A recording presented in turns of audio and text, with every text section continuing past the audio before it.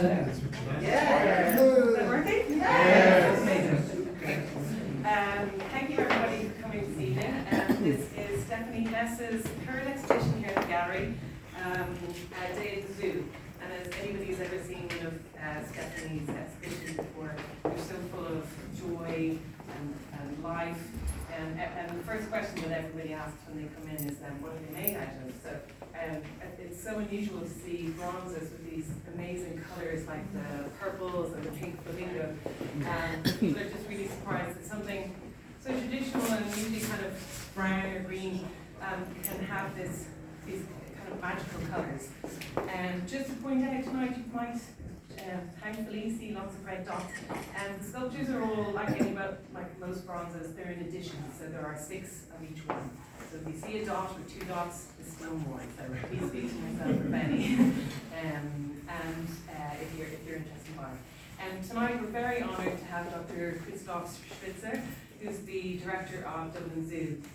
Christoph previously was in Bristol, and prior to that was living with lemurs in Madagascar. So I'm sure he'll tell us about it. But Christoph got in touch with Stephanie last year, 2 years ago, to make a beautiful bronze for Red Panda. You see the Red Panda in the Red Panda enclosure in Dublin Zoo, and it was the start of a kind of project and relationship that Stephanie had with the zoo. So without further ado, if we just give Christoph a few words about this. Thank you.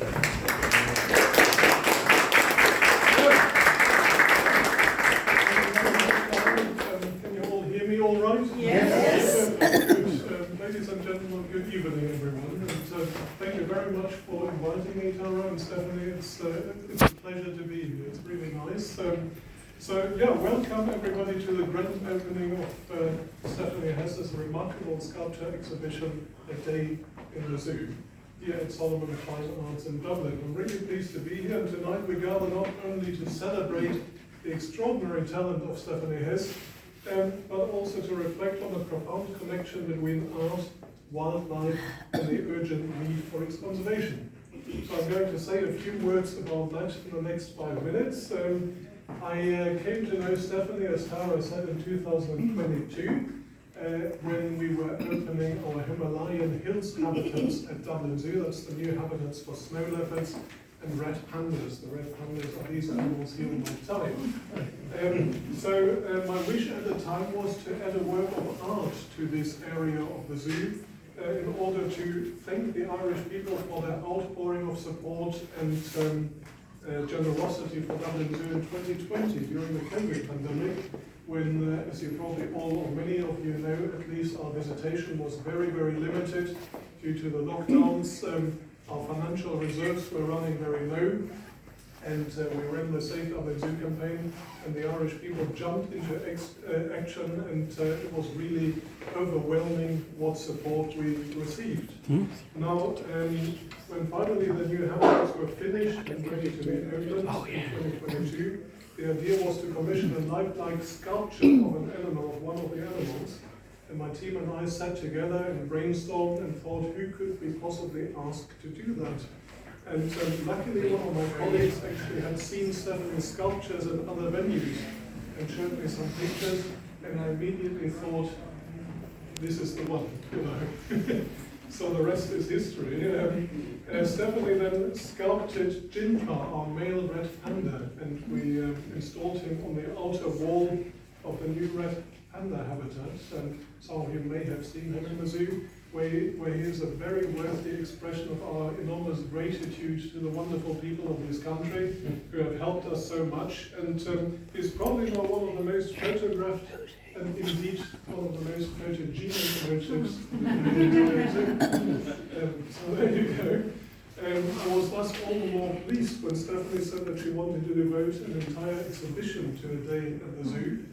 And as you can see around you here today, Stephanie's sculptures capture the essence and the beauty of the animals at Dublin Zoo, many of which are endangered species.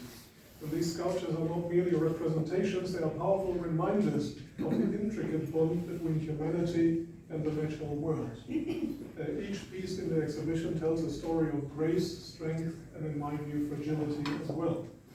The concept of natura artis magistra, which translates into nature is the teacher of the arts, resonates deeply with this exhibition.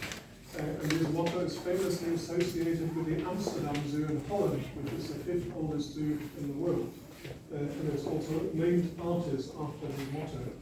It reminds us that nature has always been a profound source of inspiration for artists throughout history.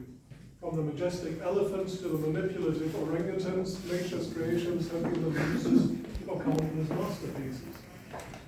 Artists like the expressionist painter August Macke, for example, the animal sculptor Josef Pallenberg, who are both keen and regular visitors to the zoo in my home city, Cologne in Germany, have immortalized exotic animals through their art, bringing the splendor of wildlife into the human domain.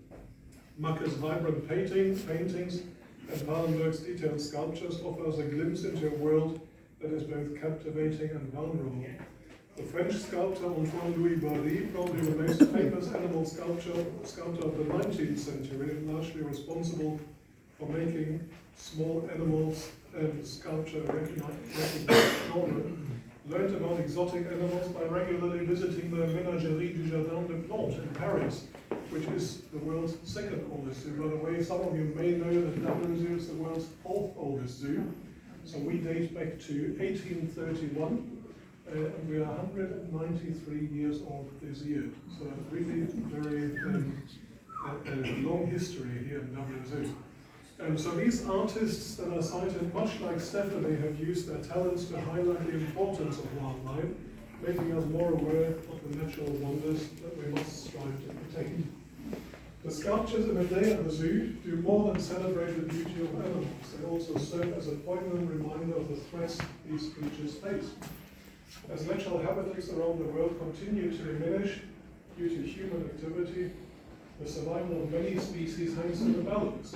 And Stephanie's work urges us to reflect on our role in this crisis and challenges us as well to take action to preserve the biodiversity of our planet. When you look around here, the population sizes of all the threatened species in this exhibition are so low that each species on its own would comfortably fit into the Aviva Stadium, comfortably. All of them together would still fit into Croke Park, so there is wrong. Looking at it yet another way, Dublin Zoo have more visitors in the month of May alone than all Asian elephants, Asian lions, Amur tigers, red pandas, Humboldt penguins, Rothschild's giraffes, golden lion tamarins, and Annam leaf turtles combined that still exist on this planet. So low are these populations. And endangered species are not just a list of names, they are living beings that contribute to the richness of our world. So the sculptures in this exhibition, I think, bring us face to face with these magnificent creatures, fostering a deeper connection and a greater sense of responsibility. In closing, I would like to extend my heartfelt congratulations to you, Stephanie, for creating such a powerful and inspiring, it's really brilliant. Your art not only delights the eye, but also stirs the conscience, reminding us of the beauty and fragility of the natural world. So I hope you join me all in taking this opportunity to appreciate the artistry of this play and to renew our commitment to conservation. Thank you all for being here tonight, and let us enjoy a day at the zoo and carry its message of hope and responsibility into our hearts and actions. Thank you.